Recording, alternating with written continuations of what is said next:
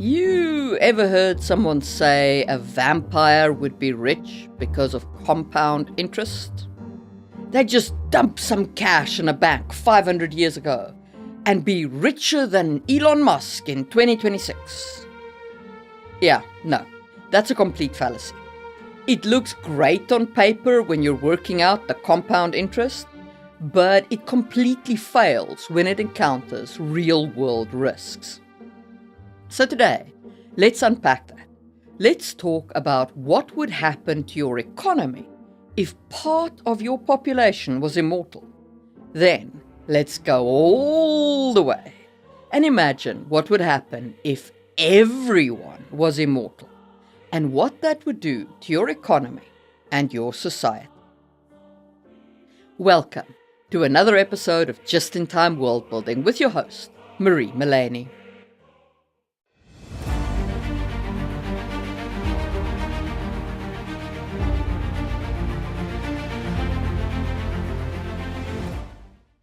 First, let's talk about timeless wealth and why eternal compound interest is a total fallacy. So, why do I throw such shade at the compound interest thing? Well, the theory of it goes like this. Using the standard compound interest formula, a single unit of currency, P equals 1, invested at 6% annual return would, over 1,000 years, reach a value of approximately 2 times 10 to the power of 25 units. This sum dwarfs the total combined wealth of the modern global economy. But this is a very naive evaluation of financial systems. Long-term economic history is absolutely full of systemic instabilities. If you take our history as the baseline, the financial industry may remain stable over short-term intervals. However, the long-term survival of banking institutions is pretty rare. The oldest operating bank is Banca Monte dei Paschi di Siena, founded in 1472. A mere 554 years ago. And it's the only one to make it till now. To find its nearest peer, you have to jump forward nearly 120 years to the founding of Berenberg Bank in the Holy Roman Empire. Furthermore, historical factors such as the lack of deposit insurance prior to the 20th century and the prohibition of usury in many cultures makes it pretty much certain that an immortal's wealth would be wiped out by periodic systemic collapse unless they actually actively maintained it. So, if compound interest and currency wouldn't work for eternal wealth, what would? The most resilient immortals in literature do not rely on liquid currency, but rather on the acquisition of tangible assets like lands and mineral wealth. And even then, it's not a case of buy it once and forget about it. An immortal would need to maintain their wealth, sell this piece of land which looked great when the world's first city was here, but now you have to buy a piece of real estate in the new financial capital of the new world. So, don't just assume that an immortal would be wealthy. I don't think that is a valid assumption to make at all. It would take work to make a fortune, not only to start with, but also to last. However, more interesting than the individual fortune is the systemic impact of actual immortals in your world.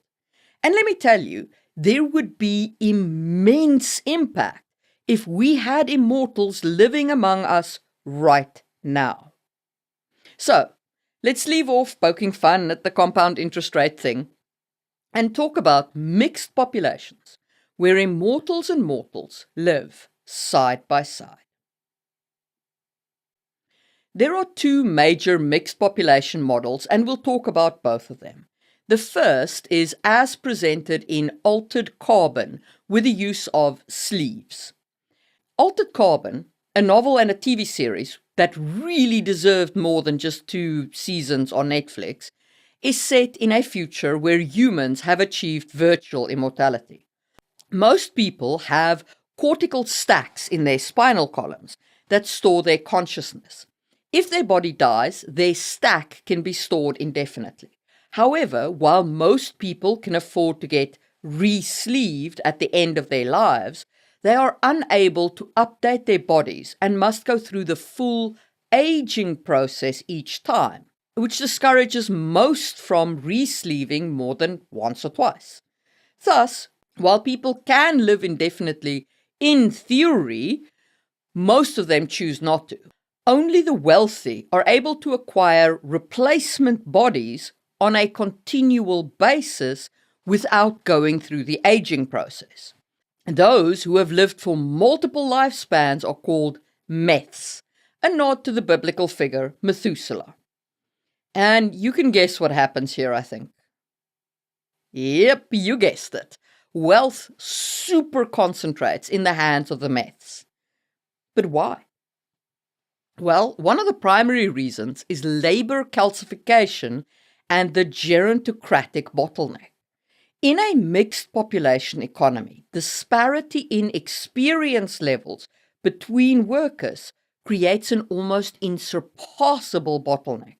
A mortal artisan or professional might spend 40 years mastering a craft before retiring, whereas an immortal counterpart like an elf or a dwarf might spend 400 years in the same craft. You ever apply for a job that requires 20 years experience and wonder who the heck has that? Okay, now imagine what happens if there are immortals in the job market. Even entry-level positions would be effectively barred to mortals, as they are competing with applicants who possess centuries of institutional knowledge and who literally just never age out of their positions. That gerontocratic bottleneck leads to a stagnant labor market where promotions are rare and leadership positions are held by the same individuals for centuries. In such a society, younger, mortal generations may be born into a world where they have no hope of career advancement. And we see this in Richard K. Morgan's Altered Carbon, where the extreme longevity of the meths results in a society where political and economic power is concentrated exactly like that. These people live disconnected lives in high-altitude fortresses while the mortal population is relegated to a cycle of poverty and sleeve debt. This kind of society is, of course, also ripe for shadow wars, rebellions, and various social unrest, if that's the story you want to tell. Okay, so that's one thing to be aware of in a mixed population society. The impact on your labor market. What's the other? Well, for that, we got to talk about vampires. Vampiric populations introduce a unique economic variable, the predatory requirement for biological resources. Unlike elves or meths, who may simply occupy a higher economic niche, vampires are obligate consumers of the dominant productive class, which is a beautiful economic sentence that means they eat us. A vampire-dominated society, such as the one described in, say, Vampire: The Dark Ages by White Wolf, the role-playing game by White Wolf, functions as a predatory plutocracy. The mortals are effectively livestock whose primary function is the production of blood, which may be treated as a direct form of currency or a fuel for the infrastructure of vampire-led megacities. But let's talk logistics quickly. Assuming that each vampire needs 0.5 liters of blood a day, a city with 10,000 vampires would need a standing blood supply of 5,000 liters of blood daily. Given that a healthy human can safely donate about 0.5 liters every 2 months, a sustainable vampire-mortal ratio would need to be approximately 1 to 60 to avoid the death or permanent debility of the food source. Again, us. If the vampire population exceeds this limit, the economy collapses into a starvation state, where vampires go mad or degenerate into feral beasts. Now here's the problem. 1 to 60 is a huge amount of people to dominate, even for a vampire. That means vampires, who are after all immortal, need to keep their population under immense control all the time, or they need to breed their cattle really, really carefully. So, before you go putting vamps in charge of the world, run some calculations and figure out if your vampire can keep 60 people happy with him in charge. Before we move on to talk about a fully immortal society, give me one moment to tell you why you should sign up for my newsletter. Marie's Deep Thoughts comes out 4 times a year, and it's not just a roundup of my videos. It contains some new world-building ideas, updates on projects I'm working on, and subscribers get a cool free novella in December of each year. The novella for this year is Thief's Magic, and if you subscribe, you'll get a coupon to download it straight out of my shop in a DRM-free file that you own. So, if you want more from me, subscribe to my newsletter on the link down below. Alrighty, enough of that. Let's talk about fully immortal societies. When immortality is extended to the entire population, either through a technological cure or magical equilibrium, you get an incredible shift of economics. There are a few reasons for this. First, time is no longer scarce, and if you don't think that changes everything, you haven't really thought about how much time both limits us and drives us. Humans pretty much innovate to leave a legacy or to solve problems before they die. In a society of immortals, the Peter Pan syndrome may set in, where individuals become comfortable with the status quo and resist any change that might introduce risk into their indefinitely valuable lives. Why the heck would you risk infinity to try anything new? In Arthur C. Clarke's The City and the Stars, the city of Diaspar represents the terminal point of this trend. It's a stable, closed society that has lasted millions of years without technological progress, because all needs are met by a central computer and no one dies. So that's one problem if you remove time as a driving force. But there is another massive problem. A population that ceases to die but continues to reproduce creates exponential demand for finite resources. If birth rates remain at literally any levels, replacement or not, while the death rate drops to 0, the population will expand unchecked, eventually exceeding the planet's carrying capacity. To maintain economic stability, universal immortal societies must implement radical regulatory measures such as natalist restrictions, where you have strict quotas on reproduction, like allowing only 1 child per family every 60 to 100 years, or requiring parents to surrender their own immortality to their offspring. Or, and this is the example I want to talk about, you could do forced turnover, with legislation essentially resulting in the people being unalived either voluntarily or involuntarily to maintain equilibrium. So let's talk about Ark of the Scythe by Neil Shusterman. I have some issues with how the morality of the system in the world of Ark of a Scythe is set up, but since moral philosophy is not the focus of this channel, I'm not going to focus on that here. If you're interested in hearing me talk about the book from a moral philosophy perspective, check out my review channel. Actually, it is that deep, linked in the information card and in the description of the video. Okay, so with that disclaimer out of the way, let me explain how the world of Scythe actually works. This is not a world of the ageless. This is true immortality.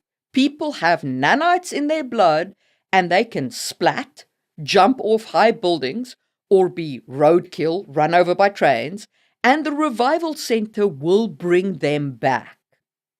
In addition, humanity has deposited all of their knowledge into the Thunderhead, which is a benevolent AI that basically solves all their problems.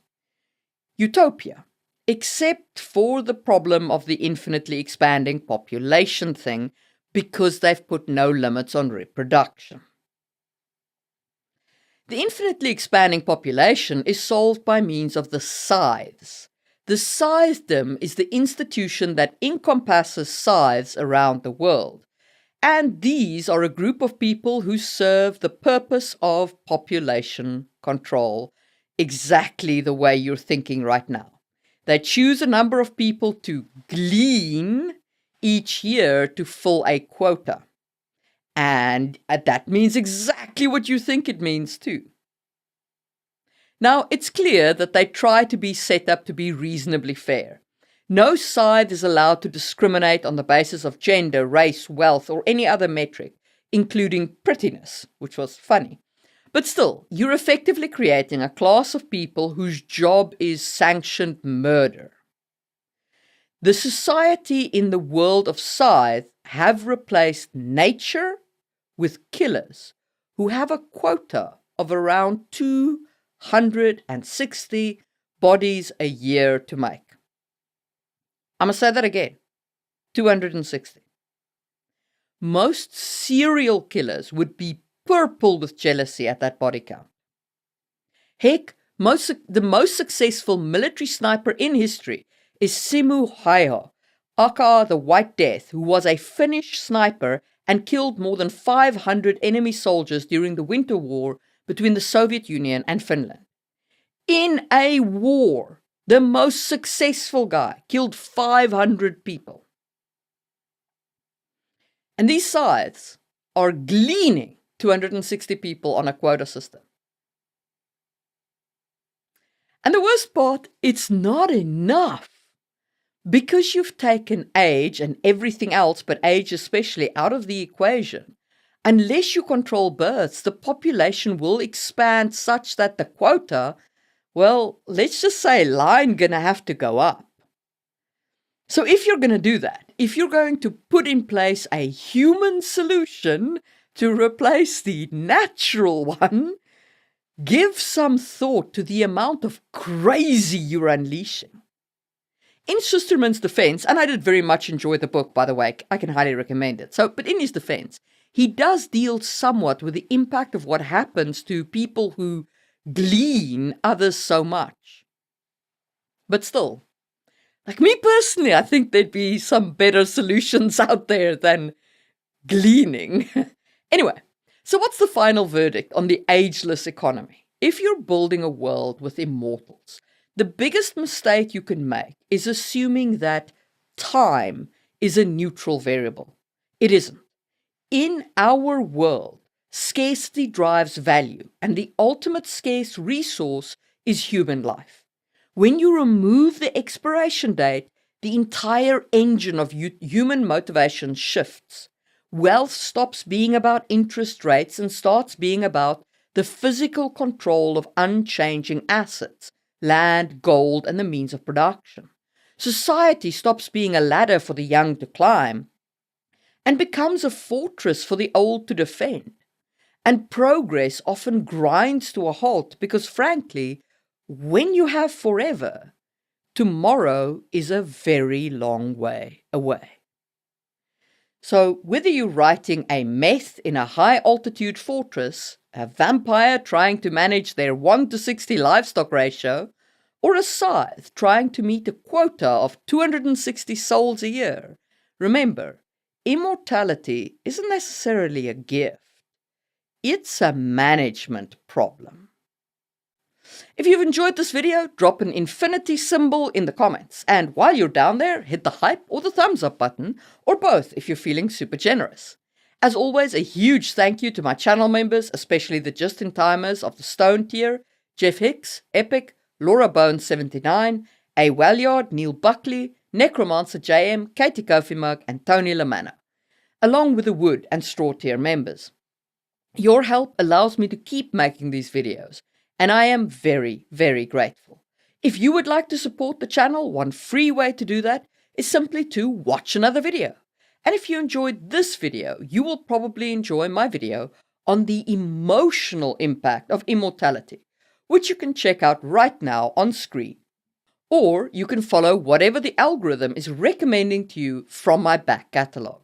And I will see you soon for another episode of Just in Time World Building.